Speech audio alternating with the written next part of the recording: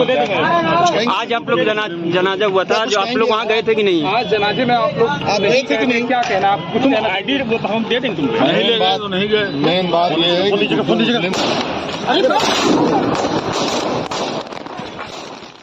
Police custody में स्वास्थ्य जांच के लिए शनिवार यानी 15 अप्रैल की देर रात कॉल्विन अस्पताल से ले जाते समय माफिया अतीक अहमद और उसके भाई अशरफ की हत्या कर दी गई। मेडिकल कॉलेज के पास मीडिया कर्मी बनकर आए बाइक सवार बदमाशों ने गोली मारकर हत्या कर दी। घटना की सूचना पर पुलिस के साथ साथ प्रशासनिक अमले में हड़कंप मच गया। जैसा कि दोस्तों अतीक अहमद के बारे में सुनने को मिल रहा है कि उसकी हत्या कर दी गई है, तो चलिए दोस्तों जानते हैं इस वीडियो के माध्यम से कि आखिर अतीक अहमद कौन था और एक नॉर्मल व्यक्ति से हिस्ट्री सीटर गुंडा बनने का कारण जानते हैं। दोस्तों अतीक अहमद का जन्म 10 अगस्त 1962 को इलाहाबाद में हुआ था। उसके पिता फिरोज शाह अहमद तांगा चलाकर परिवार चलाते थे। अतीक घर के पास में स्थित एक स्कूल में पढ़ने लगा। 10वीं में पहुंचा तो फेल हो गया। इस बीच इलाके के कई बदमाशों की संगत में आ गया। जल्दी अमीर बनने के लिए उसने लूट, अपहरण और रंगदारी वसूलने जैसी वारदातों को अंजाम देने लगा। 1997 में उस पर हत्या का पहला मुकदमा दर्ज हुआ। उस समय इलाहाबाद के पुराने शहर में चांद बाबा का खौफ हुआ करता था। चांद बाबा इलाहाबाद का बड़ा गुंडा माना जाता था। आम जनता, पुलिस और राजनेता हर कोई चांद बाबा से परेशान थे। अतीक अहमद ने इसका फ़ायदा उठाया। पुलिस और नेताओं से साठगांठ हो गई और कुछ ही सालों में वह चांद बाबा से भी बड़ा बदमाश बन गया। जिस पुलिस ने अतीक को तह दे रखी थी, अब वही उसकी आंखों की किरकिरी बन गया था। और इसके बाद 1986 में किसी तरह पुलिस ने अतीक को गिरफ्तार कर लिया। इस पर उसने अपनी राजनीति पहुंच का फ़ायदा उठाया। दिल्ली से फ़ोन पहुंचा और अतीक जेल से बाहर हो गया। जेल से छूटने के बाद अतीक ने साल 1989 में राजनीति में कदम रखा। इलाहाबाद शहर पश्चिमी सीट से विधानसभा चुनाव लड़ने का ऐलान कर दिया। यहाँ उसका सीधा मुकाबला चांद बाबा से था। दोनों के बीच गैंगवार शुरू हुआ। अतीक की दहशत से पूरा इलाहाबाद कांपता था। कब्जा, लूट, छिनैती, हत्या, ये सब उसके लिए आम सा हो गया था। इसी की बदौलत वह चुनाव भी जीत गया। इसके कुछ महीनों बाद ही बीच चौराहे पर दिन दहाड़े चांद बाबा की हत्या कर दी गई। चांद बाबा मारा गया तो इलाहाबाद ही नहीं, पूरे पूर्वांचल में अपराध की दुनिया में अतीक अहमद का सिक्का चलने लगा।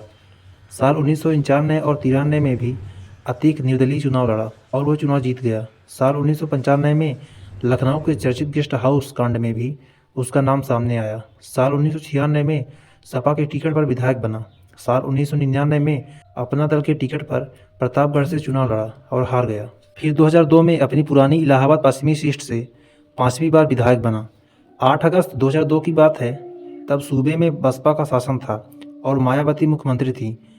अतीक को किसी मामले में पुलिस ने पकड़ा था और उसे जेल भेज दिया गया था। पेशी के लिए 8 अगस्त को उसे कोर्ट ले जाया जा रहा था। इसी बीच उस पर गोलियों और बम से हमला हो गया। इसमें अतीक घायल हो गया था, लेकिन उसकी जान बच गई। अब अतीक ने बसपा सुप्रीमो और तत्कालीन मुख्यमंत्री मायावती पर आरोप लगाया था कि वह उसे मरवाना चाहती है। अतीक आतंक का पहिया बन चुका था। उसकी दहशत ने आम लोगों के साथ साथ राजनीतिक हस्तियों को भी परेशान करना शुरू कर दिया। उसका खौफ इतना हो गया था कि शहर पश्चिमी से कोई उसके खिलाफ चुनाव लड़ने से भी डरता था। साल 2004 के लोकसभा चुनाव में अतीक अहमद सपा के टिकट पर इलाहाबाद की फूलपुर सीट से चुनाव जीत गया। उस वक्त अतीक इलाहाबाद पश्चिमी सीट से विधायक था। इस सीट से अपने छोटे भाई अशरफ को चुनाव लड़ाने की तैयारी करने लगा। और फिर यहाँ से अतीक की ज़िंदगी में राजू पाल की एंट्री होती है। तो दोस्तों अतीक की ज़िंदगी में राजू पाल की एंट्री जानने से पहले राजू पाल की थोड़ी कहानी जान लीजिए। राजू पाल भी शहर पश्चिमी से ही रहने वाले थे।